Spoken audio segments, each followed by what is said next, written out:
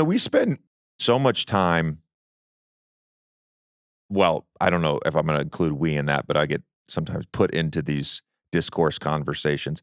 We spend so much time talking about Jayson Tatum and the pressure of never having won the big one, and he seems almost unflappable at times. Like it doesn't bother him. I think I've talked about this a couple times already this year. He's not fighting the game anymore, and he's for the most part just making it easy. He's making the right read. We probably haven't spent enough time on the season that Jaylen Brown has had and on the play of Jaylen Brown since the All-Star break. You have a pretty strong opinion right now of sort of where Jaylen Brown is at as a player. I think it's the best basketball he's played.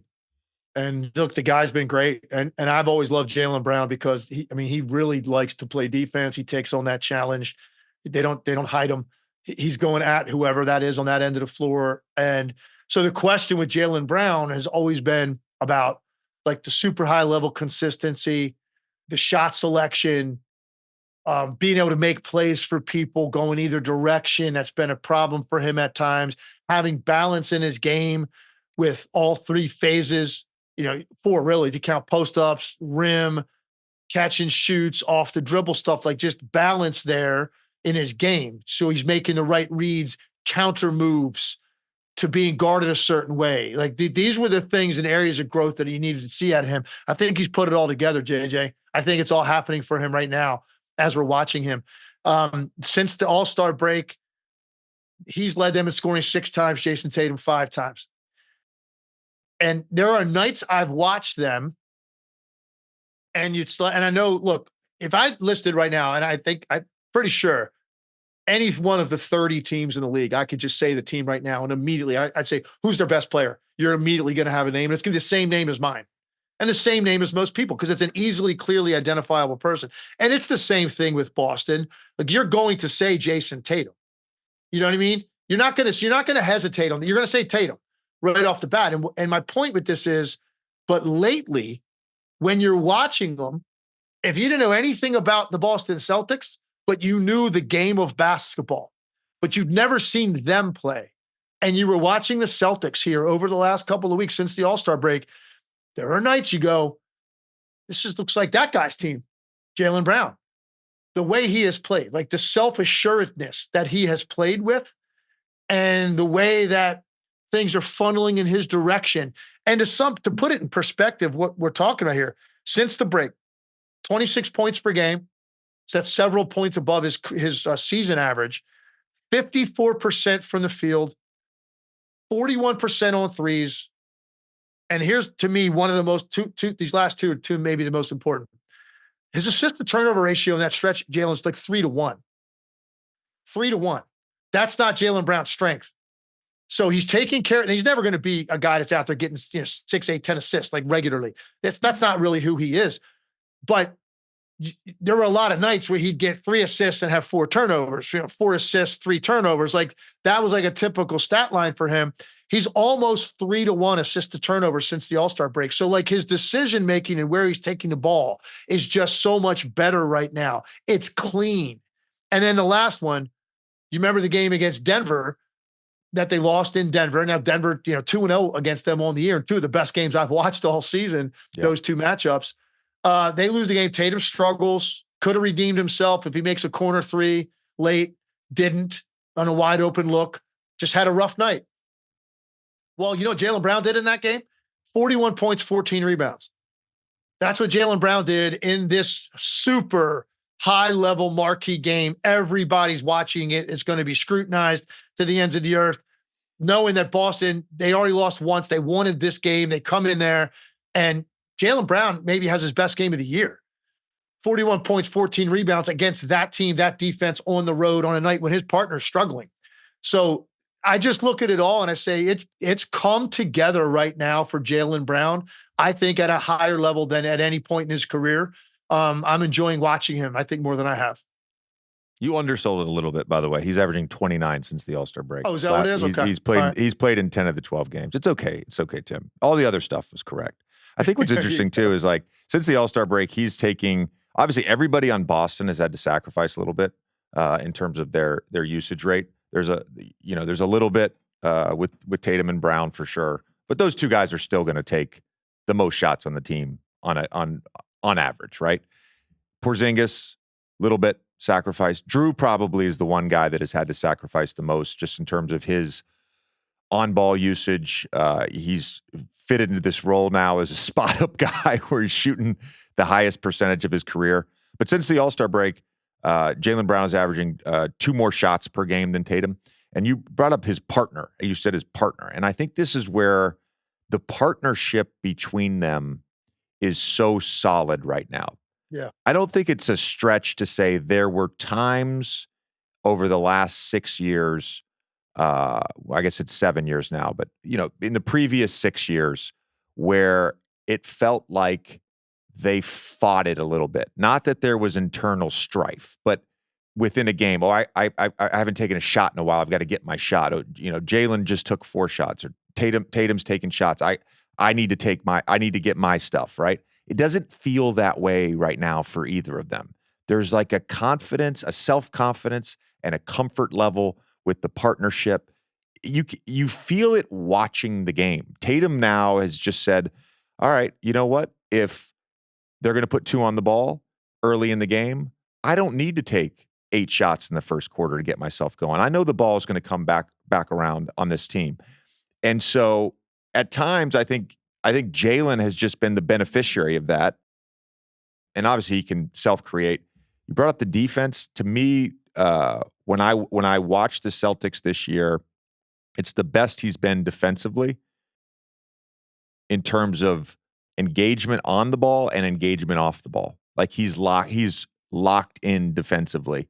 I brought him up last week with the dunker spot guys. I think there's probably, Nakai said 33 guys that are, in consideration for the 10 all defensive team spots. I think we got to like 15 names and Jaylen Brown was one of them. I think he's been excellent defensively. Of course, they have a number of guys who've been excellent defensively. It's interesting because you bring up Jaylen Brown and this is the best he's looked.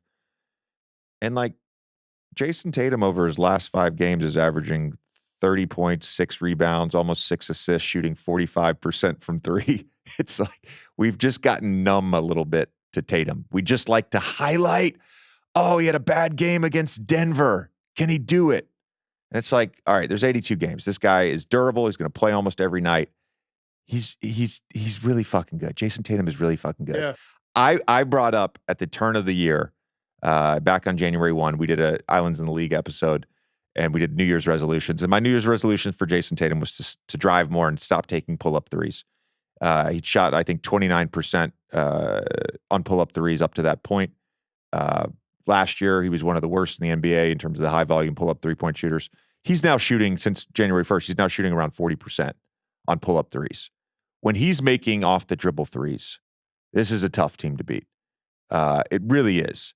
And the last 2 points I want to make, just because I looked it up this morning. So I mentioned the records. Denver 11-2 since the break. Celtics 10-2. They've got the 2 best records in the NBA since the break. The Celtics offensively over the last 12 games since the All-Star break have an offensive rating of 127.8. Now, for some perspective here, right? The number 1 offense in the league this year, about 120. The number 2 offense in the league since the All-Star break. So this is not like an anomaly. All anybody's talking about, you brought up the physicality. All anybody's talking about right now, scoring is down. The officials are now letting them play, which, again, they are. This is a real thing that the officials have decided, the league has decided, we've got to give some balance. We've got to allow a little more physicality. Great. The Celtics are averaging 100, or have an offensive rating of 128 coming out of that All-Star break. When it's been mandated, we need more balance. We need more balance. 128 offensive rating over the last 12 games. That's insane. It's insane. Last point I want to make on Jaylen Brown. Think about the playoffs, right? And I think about Boston, one of the slowest teams in the NBA in terms of pace. Actually, I think they are the slowest team in the NBA in terms of pace in the fourth quarter. And I think about how the game in general slows down in the playoffs. And officials allow more. It's just natural. It happens every year. I think one of the keys to the Boston Celtics playoff run, and this is obvious, but I just want to point this out. One of the keys to me is Jaylen Brown in transition. And at times, that's maybe where he's at his best. Jaylen Brown in transition in the playoffs, if he can create those opportunities, whether it's through stops, long rebounds, throw ahead passes, whatever it may be, Jaylen Brown in transition is going to be something that I'm legitimately watching for in the playoffs. I completely agree with that. And that when he gets opportunities where they advance the ball out of the backcourt up the sideline to him against a backpedaling defense, and sometimes that's after makes. And I saw this when I was out there in Phoenix. I completely agree with you. His ability, because he is so strong, and like you don't realize, I think maybe even just watching him, if you're just a fan of the game, watching the Celtics on TV, how this dude's put together. He is so strong that when you throw it to him and he gets that downhill, advance, when he gets into any sort of gap, like his like force field with his shoulders and the way he can just get into people's chest and then explode off the ground and finish, it's an enormous part of his game. And I think it gets him going. It gets him going, especially if he can get something early in the game, get something like that in the first quarter. It seems to like unlock him to where and then now the whole thing, he puts the whole package together. What you're talking about with them offensively, JJ, it's just what they're doing to teams right now. Last night, another example, they played a bad team, but Hauser hits 10 threes. It's 10 threes in 23 minutes. Yeah. They're just, and they're just having the time of their lives. Like offensively, what they're doing to people, they're absolutely destroying people. And I always say, like, the 3-point shot is how they end people, because they'll string together 4 or 5 of those. Like, and it's just like, boom, game over. It was a pretty good game. Thanks for coming out. It went from 4 to 18 in a 3-minute stretch, because that's how they end you. But I also think that's like the one thing that if you're going to nitpick, that's their one vulnerability, right? Will they hunt that too often, too early, too quickly, and bail teams out of having to guard guys like Jaylen Brown and Jayson Tatum one-on-one off the dribble? Because when they get into the paint first and then they move the ball, you try to catch up to it, there's nothing you can do to slow them down with the number of guys that are shooting that shot at a high percentage. But to get into the paint, to get to the rim, to get up the floor early, to attack early, it sets a lot of that stuff up, even the way that teams then have to think about retreating and getting back to stop that early attack. And it leads to really good stuff on the secondary breaks. So I agree with you. It's a huge part of his game.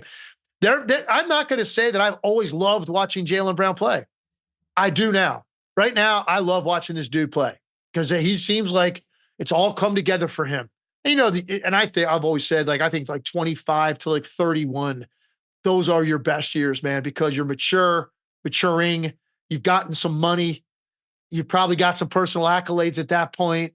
If you're on a good team, you've had some team success, you seem to be you get comfortable with who you are. Yeah. But as long as you're a grinder, you're still continuing to add stuff. Like, that's what it looks like right now for me when I watch Jaylen Brown. It's all coming together for him. And that's why there's just such, to me, clear separation with the Celtics and like everybody, certainly in the East. Like I said, if it wasn't for the Denver Nuggets being out there, I don't think there's any team that we would say can stand in the way of the Boston Celtics right now.